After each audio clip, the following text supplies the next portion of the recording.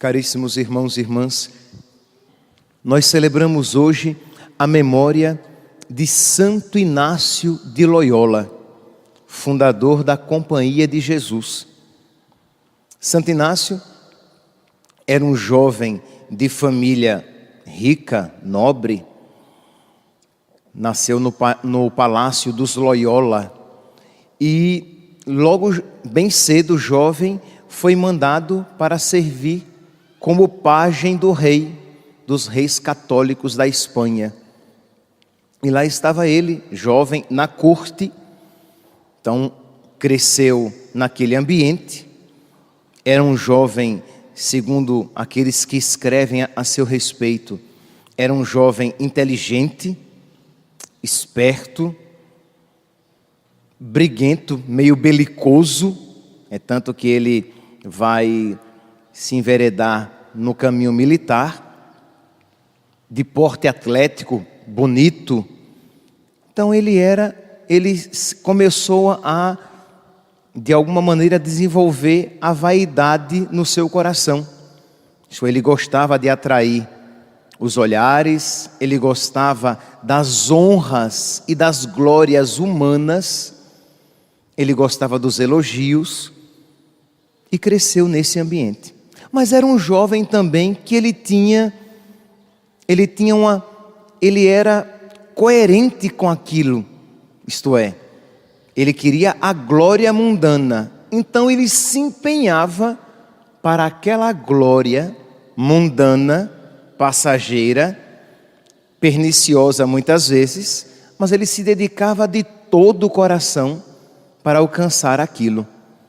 Então, ele não queria viver na ociosidade do palácio e começou a buscar a guerra para, de alguma maneira, ser um homem glorioso com as vitórias humanas.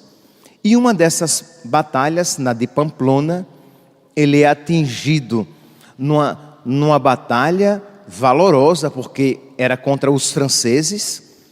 Eles estavam em minoria. Os seus companheiros queriam fugir e ele disse: não, nós não iremos fugir, nós iremos lutar até a morte.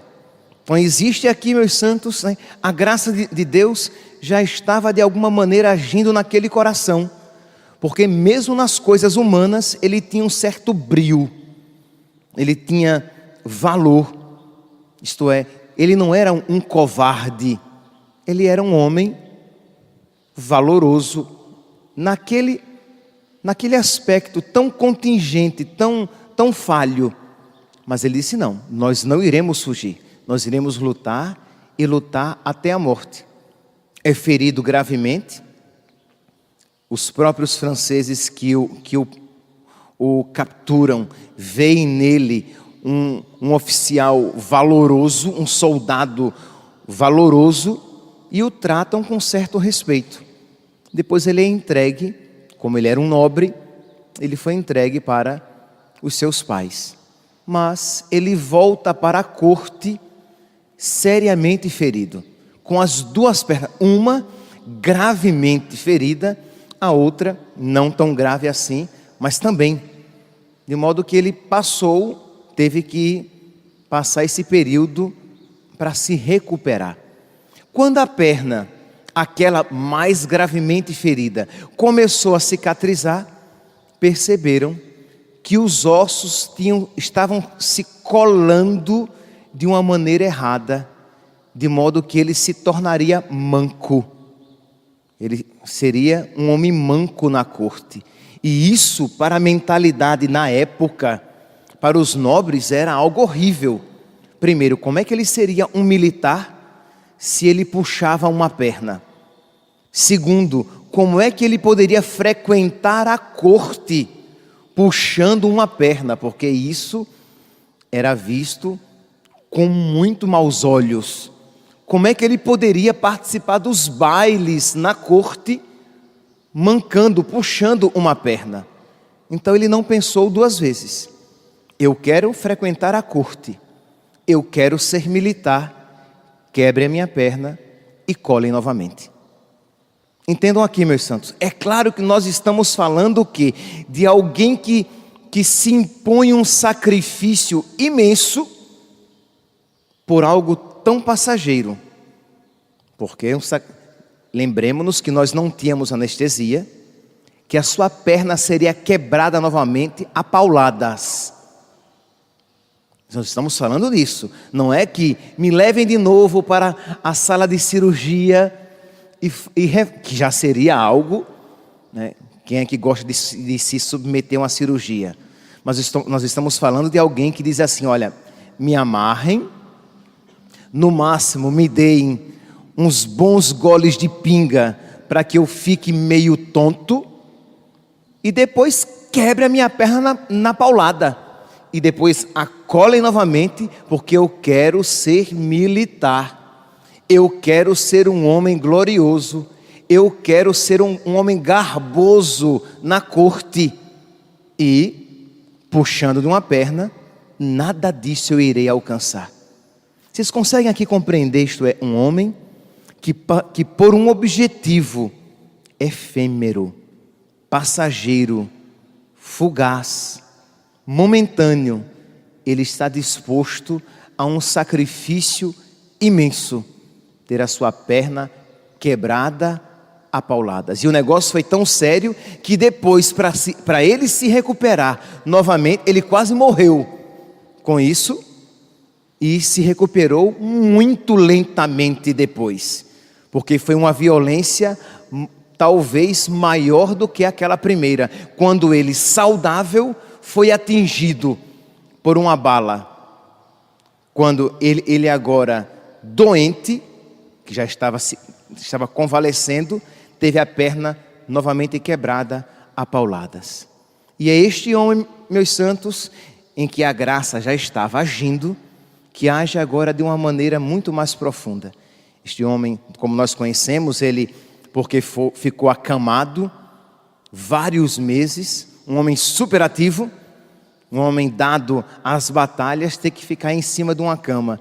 E como não tinha outras leituras mundanas, ele teve que ler a vida dos santos. E aquilo de alguma maneira começou a atraí-lo. Isto é, ele via aqueles homens que se sacrificavam por algo eterno, por algo superior, por algo infinitamente mais valoroso. E a sua alma, dada à grandeza, se encantou por aquelas realidades.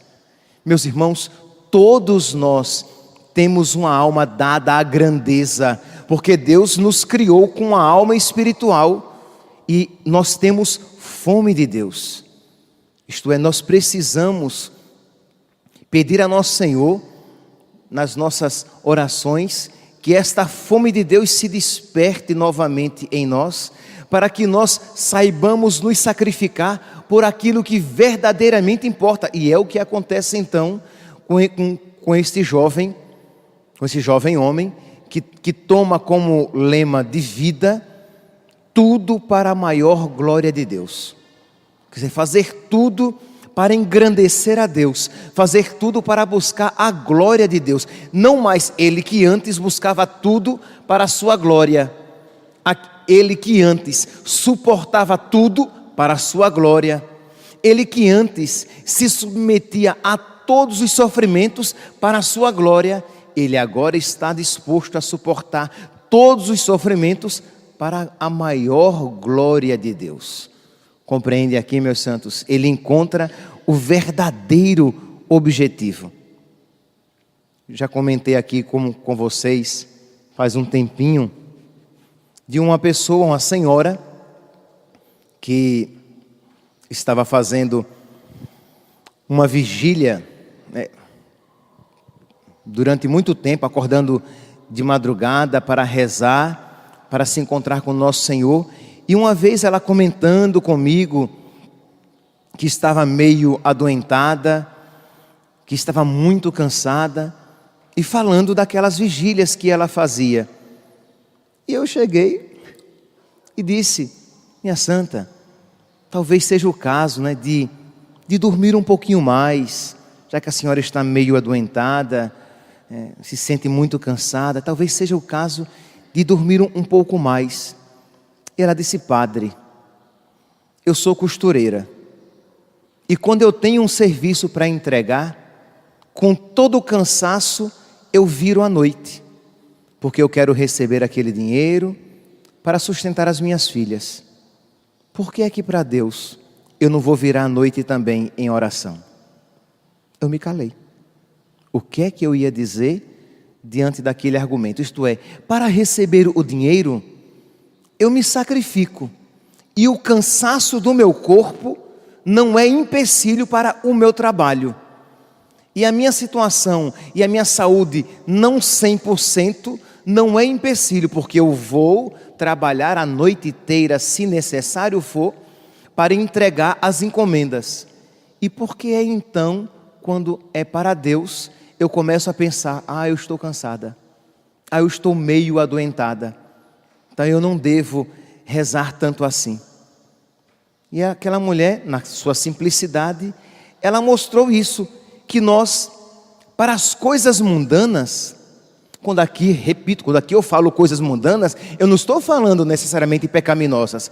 Ora, trabalhar para receber o seu salário não é pecaminoso. Mas para as coisas mundanas, somos capazes de sacrifícios consideráveis. Para as coisas de Deus, somos relapsos, frouxos, medrosos. Com quanta facilidade desanimamos.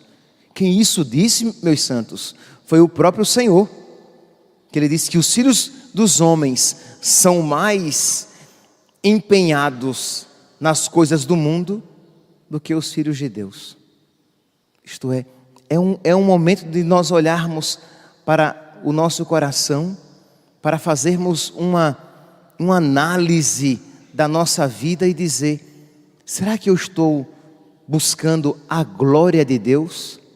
Será que de verdade eu estou me empenhando para as coisas de Deus com o mesmo afinco com que eu sou capaz de me empenhar por algo passageiro, fugaz, efêmero, material, aqui deste mundo? Isto é, você trabalha e deve trabalhar com dedicação, com responsabilidade. Você é um bom profissional e você é um homem responsável, tá certo, não há nenhum mal nisso. Você é tão cuidadoso e dedicado nos seus estudos, você é tão esmerado com o cuidado com a sua saúde, e não há nenhum problema nisso. São todas coisas boas. E com a sua vida espiritual, você tem o mesmo esmero, cuidado, atenção, como você tem com o seu trabalho, com a sua saúde, com os seus estudos? Será que de verdade você é um crente? É um homem e uma mulher que creem? Ou você é um ateu disfarçado de católico, que de verdade, você crê nas realidades temporais, e por elas, aí sim, você se sacrifica. Meus irmãos, estamos celebrando o Santo Inácio de Loyola, este homem que é um soco de coerência em todos nós. Supliquemos a nosso Senhor, supliquemos a sua graça, para que nós também busquemos, não apenas busquemos as coisas espirituais com o mesmo afinco com que buscamos as coisas materiais, mas que busquemos as coisas espirituais com muito mais afinco, com muito mais entusiasmo, com muito mais alegria, com muito mais dedicação, porque tudo na nossa vida deve ser para a maior glória de Deus. Louvado seja nosso Senhor Jesus Cristo.